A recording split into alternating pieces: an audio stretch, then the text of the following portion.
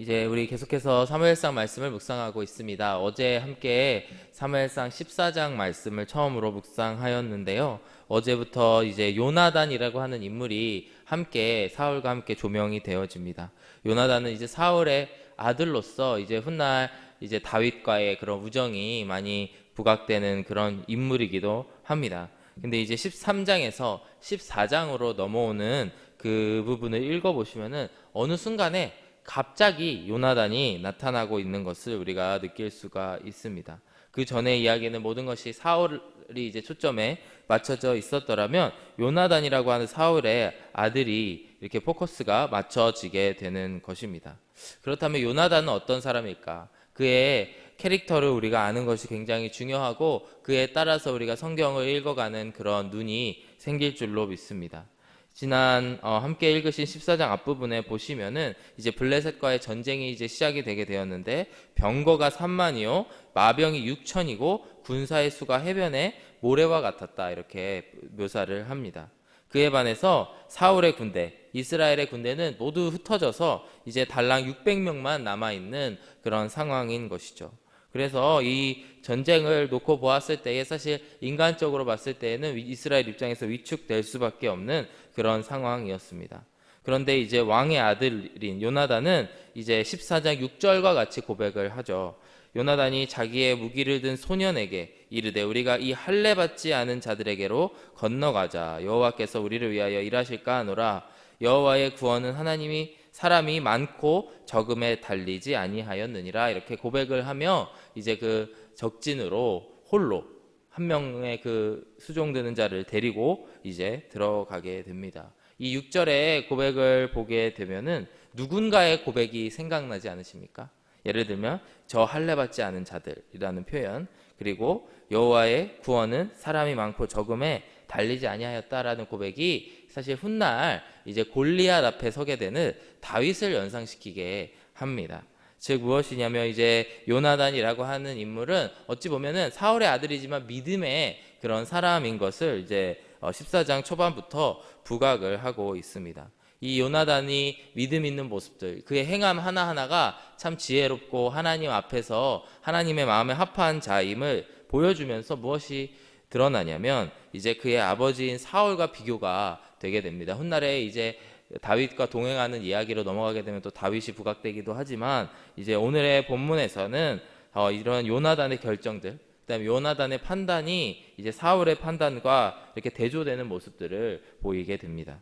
그리고 요나단은 믿음으로 행하였을 때에 하나님께서 큰 승기를 주시고 그 가운데에 여러 가지 결과물을 주시게 되는데 그에 반해서 그의 아버지인 사울은 믿음을 갖지 못하고 하나님과의 관계가 매우 멀어지는 그런 모습들을 우리가 함께 보게 되는 것입니다. 이제 오늘의 본문에서 보여주는 사울의 모습을 우리가 살펴보기를 원하는데요. 먼저 그의 마음이 어떠하였는지, 그의 신앙이 어떠하였는지를 어제 말씀의 후반부의 말씀을 보시면서 함께 살펴보기를 원합니다. 결론부터 말씀드리면 사울은 하나님과의 관계에 있어서 전혀 인격적인 관계, 그런 하나님과 친한 관계라기보다는 점점 그의 하나님과의 관계가 형식적이고 또 종교적으로 변해가는 그런 신앙의 모습을 보여주고 있다라고 하는 것입니다. 여기서 말씀드리는 형식적이고 종교적이라는 것의 의미가 무엇이냐면 바로 하나님과의 관계가 없기 때문에 다른 사람들에게 보여주기식의 신앙의 모습을 보여주고 있다라고 하는 것입니다. 어제 본문인 16절의 말씀을 보시면은 베냐민 기브아에 있는 사울의 파수꾼이 바라본즉 허다한 블레셋 사람들이 무너져 이리저리 흩어지더라 이렇게 말씀하고 있습니다. 이제 어제의 말씀을 보시면 이제 사울이 이제 그 단둘이서 그 진영으로 가서 그 진영을 풍비박산을 내는 모습들이 보게 됩니다. 반대편 진영에서 이제 사울의 진영에서 보았을 때에도 그곳에 난리가 난 것을 이렇게 보게 되는 것이죠. 그리하였더니 18절의 말씀을 보시면은 언약궤를 가지고 오라라고 하는 행동을 보이게 됩니다. 사울이 아히야에게 이르되 하나님의 궤를 이리로 가져오라 하니 그때에 하나님의 궤가 이스라엘 자손과 함께 있음이니라 이렇게 말씀하고 있습니다. 이제 제사장인 아히야에게 궤를 가져오라 이제 전쟁에 나가겠다라고 이야기를 하는데 그것은 매우 올바른 그런 절차라고 할 수가 있습니다. 근데 이 18절의 말씀을 보시면은 굳이 이 사무엘상의 저자가 그때의 하나님의 이스라엘 자손과 함께 있었다 이렇게 표현을 하고 있습니다. 좀 어색하다는 생각을 해봤습니다. 이 표현들이 그때의 하나님의 괴가 그들과 함께했다. 굳이 하나님의 괴라고 표현하지 않고 하나님께서 그들과 함께 하셨다라고 표현을 할 수도 있고요. 그들이 하나님의 괴를 가지고 이제 출진하였다 이렇게 표현을 할 수도 있는데, 어찌 보면 하나님의 괴만 가지고 있었던 모습들, 괴만 함께하였지 하나님께서 그들과 함께하지 아니하셨다라는 것을 무언가 나타내는 것 같은 의미를 보게 됩니다. 그리하여서 그 19절 다음 9절의 말씀을 보시면은 이제 사울이 제사장에게 이제 블레셋 사람들의 진영에서 이제 소동이 더하여서 이제 그곳에 나아가야 되니 뒷부분의 말씀을 보시면은 내 손을 거두라 이렇게 말하고 있습니다. 제사장이 아직도 그 기도를 하고 이제 전쟁에 나가기 전에 하는 의식들을 하고 있음에도 어서 내 손을 거두어라 이렇게 이야기를 하는 것이죠. 사울이 이렇게 하나님의 괴를 가지고 와서 전쟁에 나가기 위해서 준비하고 절차를 밟는 것이 얼마나 형식적이고 종교적이고 더 나아가서 미신적인 모습들을 보이고 있는지 우리가 볼 수가 있습니다. 사울은 그 전쟁에 임하면서 그 모든 것들을 하나님과 대적하는 민족 간의 관계, 그런 전쟁, 영적인 전쟁으로 생각하지 아니하고 그것이 단순히 모든 절차들을 해나갔을 때 승리할 수 있는 승리만을 바라는 그런 모습들, 종교적이고 형식적인 그런 모습들을 볼 수가 있는 것입니다. 오늘의 결론적인 말씀인데요. 오늘의 마지막 35절의 말씀을 보시면은 사울이 여호와를 위하여 제단을 쌓았으니 이는 그가 여호와를 위하여 처음 쌓은 제단이었더라 이렇게 말씀을 하고 있습니다. 이 말씀을 통해서 평소에 사울이 얼마나 하나님과의 관계가 소원하고 하나님과의 관계가 없는 사람처럼 행동했었는지를 우리가 볼 수가 있는 것입니다. 이와 같이 사울의 모습을 봤을 때 요나단과 특별히 더 대조가 되고 비교가 돼서 더 우리 안에 부각되는 것이 그가 하나님을 의지하는 것처럼 보이지만 그 실상은 그렇지 않은 사람임을 우리가 보게 되었습니다. 그리하여서 이제 전쟁에 승리한 전쟁을 이제 이끌어가는 모습들이 오늘 본문의 말씀 24절 이하에 나오게 됩니다. 근데 오늘의 본문의 말씀의 핵심은 이제 이러한 사울과 하나님과의 관계, 이러한 사울의 모습 가운데에서 나타나는 한 가지 특징이 있는데요. 그것이 뭐냐면 그가 헛된 맹세를 하나님 앞에 하고 있다라고 하는 것이죠. 그것이 뭐냐면 전쟁 중에 금식을 할 것을 그 백성들에게, 그 함께 나온 600명의 군사들에게 강요를 하고 있는 모습입니다. 사실 율법에서는 하나님께서 이스라엘 백성들에게 주신 하나님의 율법에서는 전쟁 중에 금식을 하라라고 하는 말씀이 단 한 구절도 없습니다. 그 말이 무엇이냐면 그게 결코 하나님께서 기뻐하시거나 원하시는 것이 아니라는 것이죠. 사실 이거의 결과물로 사실 그 전쟁에 임하는 모든 백성들, 그 군사들이 너무나 피곤하여서 지쳐있는 모습들을 우리가 보게 될 것입니다. 즉 이렇게 하나님께서 원하시지 않음에도 불구하고 사울이 이런 것을 한 것이 자기의 그런 의의를 드러내기 위해서 보여주기식의 그런 형식된 그런 하나님과의 관계를 드러내기 위해서 이런 것이라는 것을 오늘 함께 묵상하기 원합니다. 오늘 세 번에 나눠서 이제 이런 사울의 맹세가 가지고 온 결과가 어떤 것인가 함께 살펴보기를 원합니다. 먼저 24절의 말씀을 보시면은 이 헛된 맹세가 이 사울의 헛된 동기에서부터 시작했다라고 이야기를 합니다. 이날에 이스라엘 백성들이 피곤하였으니 이는 사울이 백성에게 맹세시켜 경계하여 이르기를 저녁 곧 내가 내 원수에게 보복하는 때까지 아무 음식물이든지 먹는 사람은 저주를 받을지어다 이렇게 말씀하고 있습니다. 24절 앞부분에 보시면은 많은 신학자들이 여기서 사울이 한 말을 조명을 합니다. 그것이 뭐냐면 저녁 곧 내 원수에게 보복하는 때라고 이 전쟁을 사울이 해석을 하고 있습니다. 사실 이 요나단의 고백이라든지 훗날의 다윗의 고백들을 보게 되면은 저 할례 받지 못한 자, 저 하나님께 대적하는 자, 이런 식의 그런 영적인 해석들을 그들이 가지고 있는 데에 반해서 사울의 이 전쟁의 동기가 뭐냐면 저들 내 원수에게 내가 보복하는 것이라고 말을 하고 있는 것입니다. 즉 사울은 자기의 개인적인 어떠한 원한들, 어떠한 원망들에서 벗어나지 못하고 있는 모습들을 보이고 있는 것이죠. 도대체 사울에게 왜 블레셋이 원수였을까 생각했을 때에 블레셋으로 말미암아 그가 왕의 자리에 오르고도 고난을 많이 받았을 것이고 또 왕의 자리에 오르는 일들 모든 일들이 그로 말미암아 꼬이게 만든 이 일들을 통해서 저들이 내 원수다라고 이야기하고 있는 것으로 우리가 추측을 할 수가 있습니다.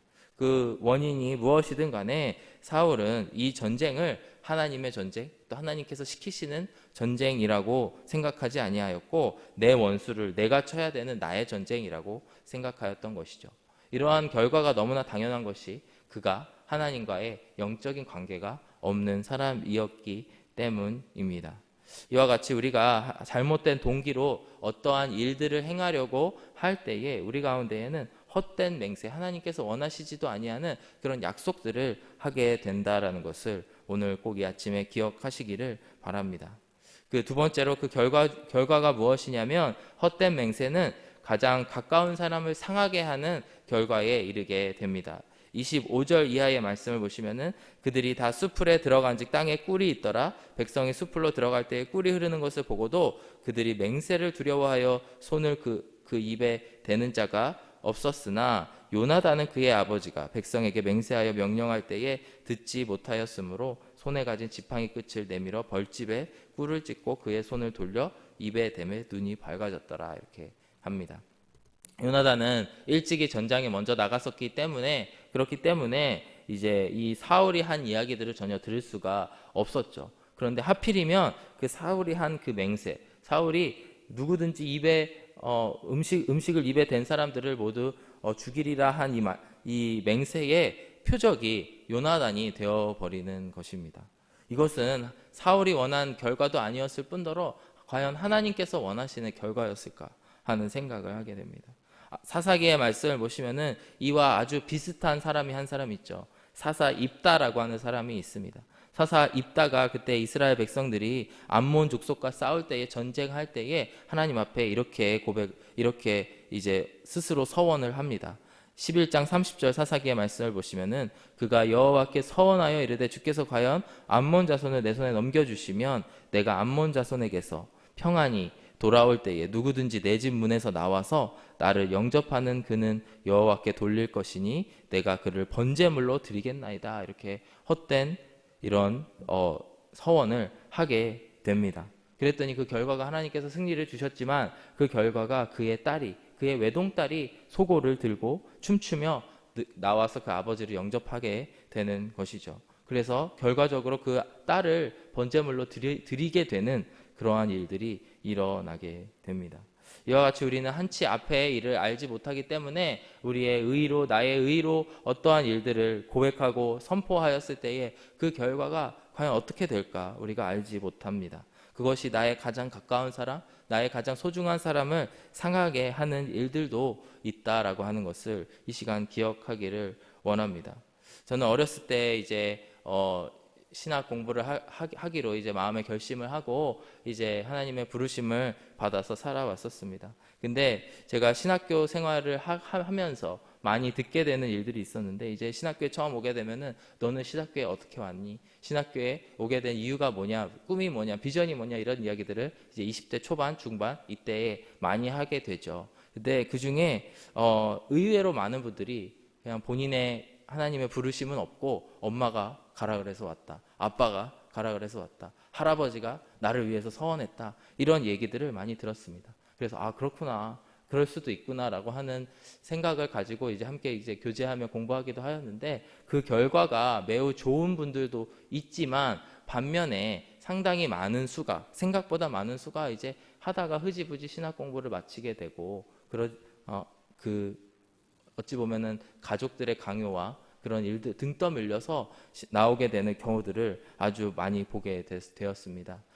그렇다고 해도 그것이 그 신학교에서의 생활이 그 한 개인에게 있어서 그 신앙적으로 또 성장할 수 있고 성숙되어질 수 있는 계기가 되었으면 또 좋겠는데 그런 사람들도 물론 있지만 그 중에 일부는 부모와의 관계가 무너지게 되고 심지어 하나님과의 관계가 무너지게 되고 하나님을 떠나가는 신학교의 디그리는 있지만 그 학위는 있지만 하나님과의 관계가 너무 멀어지는 사람들을 보면서 상당히 안타깝다라고 하는 생각이 들게 되었습니다. 뭐가 옳다, 뭐가 그르다 이렇게 판단을 할 수는 없겠지만 그 가정에서 어떤 대화와 또 일들이 있었는지는 우리가 다 알지 못하지만 어찌 보면 너무나 자기 의의에 빠진 이 사울과 같이 자기의 나의 전쟁이라고 생각하고 헛된 맹세를 하는 사람들이 그의 자식들 그리고 가장 가까운 사람들을 상하게도 할 수 있다. 나의 맹세가 나의 어떤 의의가 그런 것을 이제 그런 결과로 줄 수도 있구나라고 하는 생각을 하게 되었습니다.